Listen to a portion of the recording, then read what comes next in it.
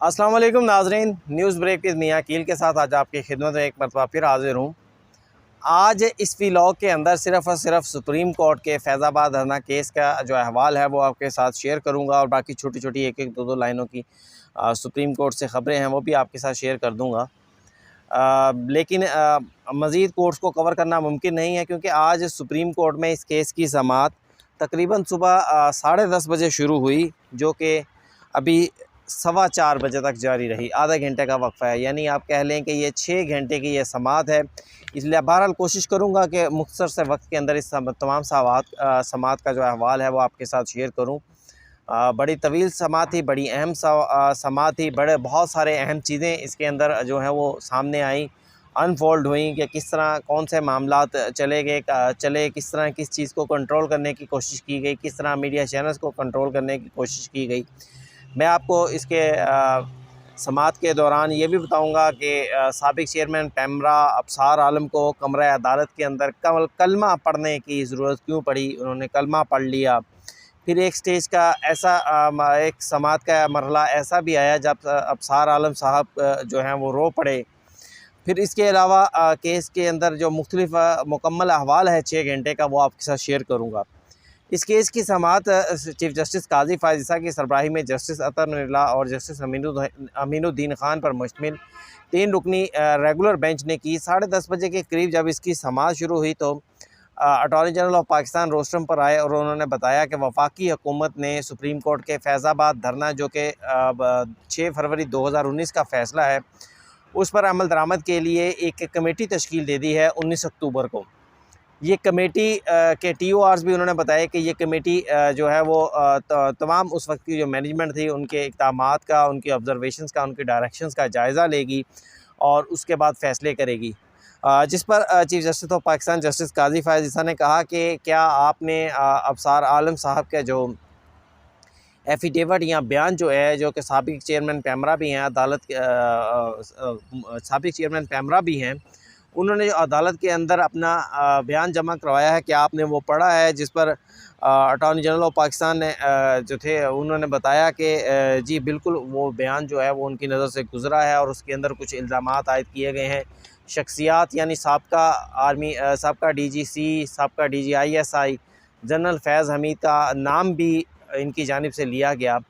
और फिर उसके बाद ये भी कहा गया कि अगर चीफ जस्टिस ऑफ पाकिस्तान ने यह भी कहा कि अगर अबसार आलम के जो इल्ज़ामात हैं कि चैनल्स को बंद करने, खोलने, चैनल्स को हटाने के हवाले से जो उन्हें डायरेक्शन दी जाती रहीं उस वक्त के DGISI जनरल फैज़ हमीद और उनके स्टाफ, मुख्तलिफ मेजर्स और मुख्तलिफ कर्नल जो उनको कॉलें करते रहे, अगर उन इल्ज़ामात को दुरुस्त मान लिया जाए तो फिर वज़ारत दिफ़ा की इंक्वायरी इसके ऊपर बनती है।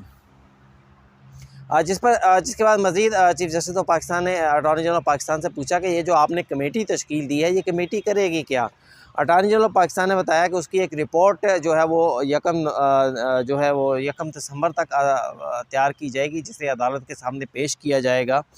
चीफ जस्टिस ने कहा कि क्या आपने ऐसे TORs बनाए हैं कि जिसकी बुनियाद के ऊपर लोग आ सकें और ये जो फ़ैसला है, ये जो सुप्रीम कोर्ट का फ़ैसला था फैज़ाबाद धरना केस, इन TORs की बुनियाद के ऊपर इस फ़ैसले के हवाले से कुछ भी नहीं हो सकेगा। चीफ जस्टिस ऑफ पाकिस्तान ने कहा कि ये जो नोटिफिकेशन आप इस कमेटी के हवाले से अदालत के सामने पेश कर रहे हैं, ये महज एक कागज़ का टुकड़ा है। अगर जस्टिस काजी फ़ायज़ ईसा साहब ने कहा कि अगर वो ख़ुद भी उस कमेटी के मेंबर्स हों तो उनके जो TORs बनाए गए हैं वो इतने मुबहिम हैं कि पता ही नहीं चलेगा कमेटी वालों को भी कि हमने करना क्या है। फिर उन्होंने कहा कि क्या हुकूमत इस मसले को हल करने के काबिल नहीं है? नोटिफिकेशन में तारीख भी नहीं डाली गई। अदालत के साथ ऐसे तो मत करें, ये एक संजीदा मामला है। 19 फरवरी से आज तक सुप्रीम कोर्ट के फैसले, फैज़ाबाद धरने केस के फ़ैसले पर अमल दरामद नहीं किया गया है। और हमने फिर एक तारीख भी बता दी कि किस मामले के ऊपर, यानी फैज़ाबाद धरने के हवाले से हमने तहकीकात का कहा, और लेकिन ये जो हुकूमत का नोटिफिकेशन है उसमें कोई धरने की तारीख या धरने का जिक्र नहीं किया गया। क्या चीफ जस्टिस ने ये भी कहा कि हम तो इस नोटिफिकेशन को, इस जो कमीशन आपने जो कमेटी बना दी है, इसको दुरुस्त नहीं मान रहे। और फिर जिसके बाद ऐसे TORs बनाए गए हैं कि कोई भी जो है वो मामला जो है कमेटी के ज़रिए किसी नतीजे पर नहीं पहुंच सकेगा। इतने वसी TORs बना दिए गए हैं। चीफ़ जस्टिस पाकिस्तान ने जिसके बाद अटॉर्नी जनरल ने कहा कि हाँ, हुकूमत की ज़िम्मेदारी है कि वो इसके ऊपर अमल करें। और फिर मज़ीद कहा कि चीफ़ जस्टिस ऑफ पाकिस्तान ने कहा कि हम उस कमेटी की रिपोर्ट का बिल्कुल जायज़ा नहीं लेंगे और इसमें किसी TORs के अंदर किसी भी वाक़े का ज़िक्र नहीं किया गया। फिर क्या कमेटी अफसार आलम को बुलाती है कि उनके जो इल्ज़ामात हैं, और तो क्या अफसार आलम अगर पेश नहीं होते तो कमेटी क्या करेगी? अटॉर्नी जनरल की ऑब्जर्वेशन, अटॉर्नी जनरल के साथ जो अदालत का जो टाइम था, मैं उसको मुख्तसर करके बता रहा हूँ क्योंकि असल चीज़ अफसार आलम से शुरू होती है। जिसके बाद जो कागज़ का टुकड़ा आपने सामने रखा है, इसकी कोई वक़्त नहीं है। ये चीज़ें अगर हुकूमत छुपाना चाहती है तो ठीक है, इस कमेटी की कोई कानूनी हैसियत नहीं। फिर हुकूमत कह दे कि ठीक है, उन्होंने कोई भी इंक्वायरी नहीं करनी, हम इस केस को ख़त्म कर देते हैं और आपके जो मुनासिब हुक्म होगा वो जारी कर देंगे। जिसके बाद अटॉर्नी जनरल पाकिस्तान ने अदालत के अंदर यह मौक़िफ़ अपनाया कि वफाकी हुकूमत इंक्वायरी कमीशन एक्ट 2017 के तहत इस एक दोबारा जो है वो इंक्वायरी कमीशन तश्कील देने के हवाले से अटॉर्नी जनरल हुकूमत को गाइड करेंगे, जिस पर जस्टिस अता मनीला ने कहा कि इसके लिए आपको काबीना की भी मंजूरी होगी। अगर आप अमल दरामद करना चाहते हैं तो संजीदगी दिखाएँ, कार्रवाई शफाफ होनी चाहिए और सुप्रीम कोर्ट के फ़ैसले के ऊपर हर सूरत में अमल होना चाहिए। जस्टिस काजी फाजिसा ने कहा कि कार्रवाई ऐसी होनी चाहिए कि आइंदा कोई भी मुस्तकबिल में इसके कार्रवाई के नताइज होने चाहिए ताकि आइंदा मुस्तकबिल में कोई भी ऐसे दोबारा ना करे। फिर इसके बाद अगर चीफ़ जस्टिस ऑफ पाकिस्तान ने यह मज़ीद कहा कि मुमकिन है कमीशन के सामने जो है ये बात भी आ जाए कि ये जो नज़र सानियाँ 8 इदारों की जानिब से अचानक दायर कर दी गई थी, 8 फ़रीक़ैन की जानिब से, वो क्यों दायर की गई। तो कमीशन जो है वो उसके TORs वाज़ेह करने चाहिए और फिर ये नज़र सानियाँ अचानक आज वापस क्यों हो रही हैं। फिर उन्होंने साबका ताहिरुल कादरी साहब का जो धरना था उसका भी जिक्र किया कि एक साहब कनाडा से आए, धरना दिया, सारा मुल्क उल्ट पुल्ट कर दिया और वापस चले गए। क्या कनाडा में जाकर आप, अटॉर्नी जनरल से चीफ़ जस्टिस ने सवाल किया कि आप वहाँ कनाडा में जाकर इस तरह कर सकते हैं? अगर नहीं तो क्या पाकिस्तान बराए फ़रोख्त है कि कोई भी शख्स आए, गड़बड़ करे और चला जाए? पाकिस्तान का एक इतना दुख अगर उन्हें था तो फिर वो यहाँ पाकिस्तान में रहते, धरना देकर उसके बाद वापस ना जाते। और इस्लाम के बारे में चीफ़ जस्टिस ऑफ पाकिस्तान ने कहा कि इस्लाम जो है वो का मज़हब हमें इस्लाम और पाकिस्तान दोनों को दुनिया भर में बदनाम किया जा रहा है। इस धरने के क्या मकासद थे जो दिया गया वो किसी के भी सामने नहीं। जस्टिस अतर मनीला ने कहा कि आज मुल्क की जो सूरत हाल है उसकी वजह यही है कि गुज़िश्ता 70 सालों के अंदर हमने अपने आइन के ऊपर अमल दरामद नहीं किया। फिर उसके बाद इस समाअत के अंदर चेयरमैन पैमरा को अदालत ने तलब किया और आधे घंटे का वक़्फ़ा कर दिया, जिसके बाद चेयरमैन पैमरा सलीम बेग साहब अदालत के अंदर पेश हुए और चीफ़ जस्टिस ऑफ पाकिस्तान ने उनसे इस्तफ़सार किया कि क्या आपने अफसार आलम का बयान पढ़ा है, जिस पर उन्होंने कहा कि मैं बयान तो पढ़ा है लेकिन कुछ मंदरजात बयान के ऐसे हैं जिनके हवाले से मैं तस्दीक कर सकता हूँ और कुछ की तस्दीक नहीं कर सकता। मसलन उनका कहना ये था कि अगर अफसार आलम कहते हैं कि उन्हें फैज़ हमीद साहब ने उस वक्त फ़ोन कॉल्स की या उनके स्टाफ की जानिब से फ़ोन कॉल्स की गई कि ये इस चैनल को बंद कर दो, इस चैनल को खोल दो, और तो उसके ऊपर उनका कहना ये था मैं कुछ भी नहीं कह सकता, लेकिन जो चीज़ें पैमरा के रिकॉर्ड पर हैं उस हवाले से वो ज़रूर उन्होंने कहा कि मैं अदालत की मैं मुआवनत कर सकता हूँ। फिर जिसके बाद चीफ़ जस्टिस पाकिस्तान ने मज़ीद उनसे कहा कि आप हमें, अतर मनीला साहब ने कहा कि आप हमें ये बता दें कि सुप्रीम कोर्ट के फ़ैसले के बाद कितने केबल ऑपरेटर्स के जो लाइसेंस थे वो मुअत्तल किए गए, उन्हें वापस लिया गया।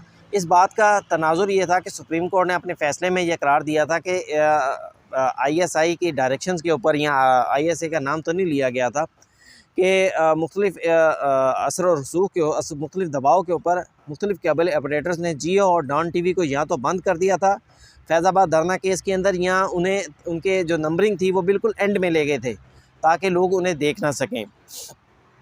तो आपने कितने केबल ऑपरेटर्स के हवाले से कार्रवाई की। फिर उन्होंने सलीम बेग साहब से पूछा कि आप कब से चेयरमैन पैमरा हैं, तो उन्होंने बताया कि वो 2018 से चेयरमैन पैमरा हैं, यानी जब ये केस चल रहा था सुप्रीम कोर्ट ने फ़ैसला आने से पहले 2019 में फ़ैसला आया, तब से वो चेयरमैन पैमरा के तौर पर फ़राइज़ सरअंजाम दे रहे हैं। फिर चीफ़ जस्टिस पाकिस्तान ने उनसे मुतअद्दिद बार पूछा कि आपने ये जो नज़रसानी सुप्रीम कोर्ट के फ़ैसले के ख़िलाफ़ दायर की है, इसकी मंजूरी कहाँ है? तो उन्होंने अदालत के सामने ये तस्लीम किया कि इसकी बोर्ड से कोई मंजूरी नहीं ली गई थी। फिर उन्होंने ये मज़ीद कहा कि इस नज़रसानी को दायर करना उनकी गलती थी, ये नज़रसानी दायर होना नहीं चाहिए थी। जस्टिस अता मिर्ज़ा ने कहा कि सुप्रीम कोर्ट ने तो पैमरा के ख़िलाफ़ कोई ऑर्डर ही नहीं किया, तो फिर आपने नज़रसानी दायर कर दी, जिस पर चेयरमैन पैमरा, जो मौजूदा चेयरमैन पैमरा सलीम बेग साहब, उन्होंने अदालत से माफ़ी मांगी और कहा कि ये नज़रसानी दायर करना उनकी गलती थी।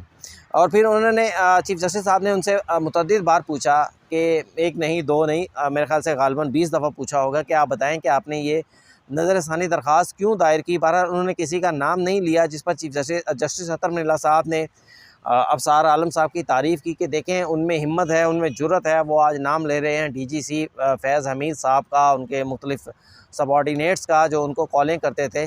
तो आप में हिम्मत भी नहीं है। तो जिस पर अबसार चेयरमैन पैमरा अबसार आलम जो थे वो कमरा अदालत में बैठे हुए आपदीदा हो गए।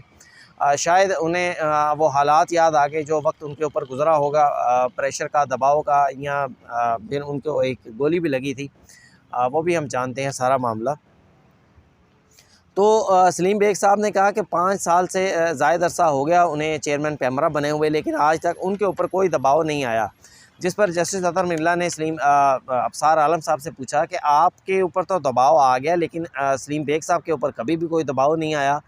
तो अबसार आलम साहब ने कहा कि जनाब फिर तो मैं इनको खुशकिस्मत ही कह सकता हूँ कि अगर 5 साल के अंदर ये दबाव नहीं आया। चीफ जस्टिस काजी फ़ायज़ ने सलीम बेग साहब से कहा कि आप 3 हुकूमतों के साथ आपने काम किया और तीनों हुकूमतों ने आपको उसके बाद एक्सटेंशन भी दे दी। 2018 से लेके अब तक 3 हुकूमतें जो हैं वो चेंज हुई हैं। फिर उसके बाद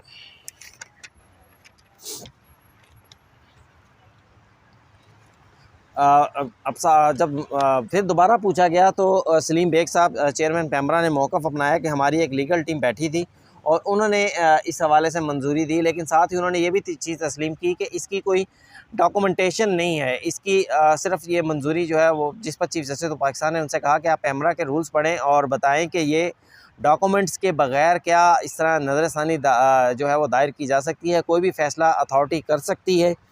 फिर चीफ जस्टिस ऑफ पाकिस्तान ने मज़ीद कहा कि सच बोलने की कोशिश करें, बार बार पूछ रहे हैं, आप हमें बताएं कि हम आपको पैमरा को मजबूत कर रहे हैं, आपके मामलात में मुदाखलत करने वालों के ख़िलाफ़ खड़े हो जाएं, सच नहीं बोला जाएगा, क्या हमसे सच नहीं बोला जाएगा? आज भी चेयरमैन पैमरा हैं आप, क्या बोर्ड का नज़रसानी दायर करने का कोई फ़ैसला मौजूद है? तहरीरी जब तौर पर उन्होंने कहा कि कोई भी फ़ैसला मौजूद नहीं है। जिसके बाद चीफ जस्टिस ऑफ पाकिस्तान ने मज़ीद कहा कि आप चेयरमैन पैमरा हैं, हम आपको इसके ऊपर कोई नोटिस तो फ़िलहाल ऐसा नहीं करेंगे, मतलब तौहीन अदालत की कार्रवाई तो हम आपके ख़िलाफ़ नहीं करेंगे। लेकिन बहरहाल जिसके बाद 12:50 पे अबसार आलम साहब को बाकायदा बुलाया गया और उनसे उसके ख़त के बारे में पूछा गया। तो अबसार आलम साहब ने कहा कि उस वक्त जो प्रेशर था उस हवाले से उन्होंने chief justice Pakistan, prime minister of Pakistan और तीसरा chief of the army staff को ख़त लिखा और फिर उन्होंने कहा कि प्राइम मिनिस्टर और चीफ जस्टिस की जानिब से तो कोई भी रिस्पांस नहीं आया। अलबत्ता आर्मी चीफ़ को जो ख़त लिखा गया था उसके ऊपर जनरल बिलाल ने उनसे रब्ता किया था। फिर मज़ीद कहा कि चीफ जस्टिस ऑफ पाकिस्तान ने कहा कि आपने निज़ाम के ऊपर बड़े संजीदा इल्ज़ामात लगाए हैं और जिस पर क्या आप इस चीज़ के ऊपर कमिटेड हैं कि कल को हुकूमत कोई कमीशन बनाती है तो आप उसमें के सामने पेश हो जाएं। जिस पर अबसार आलम साहब ने एक आंखें बंद की और एक लंबी सांस ली और फिर उसके बाद उन्होंने कहा जी बिल्कुल। फिर उन्होंने कलमा पढ़ा कि ला इलाहा इल्लल्लाह मुहम्मद रसूलुल्लाह, मैं जो कह रहा हूँ वो सच है। जिस पर चीफ जस्टिस ने वो रोक दिया कि आप इस तरह ना करें। और अबसार आलम साहब ने मज़ीद कहा कि मुझे जो भी फ़ोरम बुलाएगा और मैं उसके ऊपर जो है मैं जाऊंगा, पेश होऊंगा और कलमा पढ़ के उन्होंने कहा कि मैं अपने मौक़े पर खड़ा हूं। फिर उन्होंने अपने ख़िलाफ़ जो मुख्तलिफ़ दरख्वास्तें थी, अदालती फ़ैसले थे, उनका भी जिक्र किया कि मुझे सिर्फ़ इसी बुनियाद के ऊपर, क्योंकि मैंने DG ISI फैज़ हमीद साहब की बात नहीं मानी थी उस वक्त के DG ISI, तो इसलिए मुझे 2 साल के बाद ही ओहदे से हटा दिया गया। लाहौर हाई कोर्ट के अंदर उनके ख़िलाफ़ एक दरख्वास्त थी, उससे रोज़ाना की बुनियाद के ऊपर समाअत की गई और उनको हटा दिया गया। मतलब उनका ये था कि जो हाई कोर्ट्स हैं, सबका चेयरमैन पैमरा अबसार आलम साहब तो DG ISI फैज़ हमीद साहब के सामने अकड़ गए और इनकार कर दिया कि मैं ये चैनल्स के हवाले से आपकी बात नहीं मानूंगा। लेकिन हाई कोर्ट्स ये जो है जुर्रत का मुज़ाहरा ना कर सकें और उन्होंने रोज़ाना की बुनियाद पर समाअत करके अबसार आलम साहब को जो है नौकरी से फ़ारिग कर दिया। फिर मज़ीद उन्होंने बताया जो है अबसार आलम साहब ने कहा कि वो चाहते थे बुनियादी तौर के ऊपर कि कुछ चैनल जो हैं उनको उनकी नशरियात जारी रहें और कुछ चैनल्स की नशरियात को बंद कर दिया जाए। कुछ सहाफ़ियों के हवाले से बताया, नजम सेठी और मुख्तलिफ़ सहाफ़ी जो थे कि उन सहाफ़ियों के ऊपर पाबंदी लगाई जाए पैमरा की जानिब से, लेकिन अबसार आलम साहब ने कहा कि मैंने इस चीज़ के इनकार कर दिया। फिर इसके बाद चीफ़ जस्टिस ऑफ पाकिस्तान ने जो है अपना हुक्मनामा केस के अंदर लिखवाया और उस हुक्मनामे के अंदर उन्होंने वज़ारत दिफ़ा, वज़ारत इंटेलिजेंस ब्यूरो और इसके अलावा पाकिस्तान तहरीक इंसाफ और MQM की दरख्वास्तें जो हैं वो वापस लेने की बुनियाद के ऊपर ख़ारिज कर दी। शेख रशीद साहब क्योंकि पेश नहीं हुए थे तो उनको नोटिस जारी कर दिया। और फिर इसके साथ साथ चीफ़ जस्टिस ने अपने ऑर्डर के अंदर ये भी लिखाया कि हुकूमत अटॉर्नी जनरल की जानिब से इंक्वायरी कमीशन तश्कील देने का मौक़िफ़ अपनाया गया है।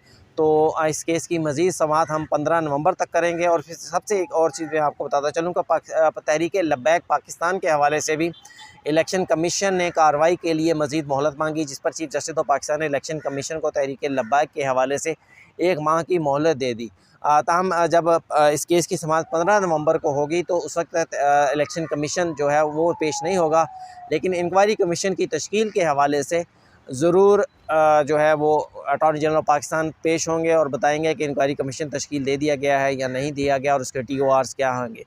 ये था आज का अहम मुकदमा। इसका मैंने तमाम अहवाल आपके साथ शेयर किया। जो दीगर ख़बरें होंगी उनको भी आपके साथ आज लेकर शेयर करूँगा। इसके साथ ही न्यूज़ ब्रेक विद मियां कील से आज मुझे इजाज़त दीजिए। प्रोग्राम अच्छा लगा हो तो इसको लाइक कीजिएगा, सब्सक्राइब कीजिएगा और चैनल को शेयर कीजिएगा। इसके साथ ही इजाज़त दीजिए। अल्लाह हाफ़िज़।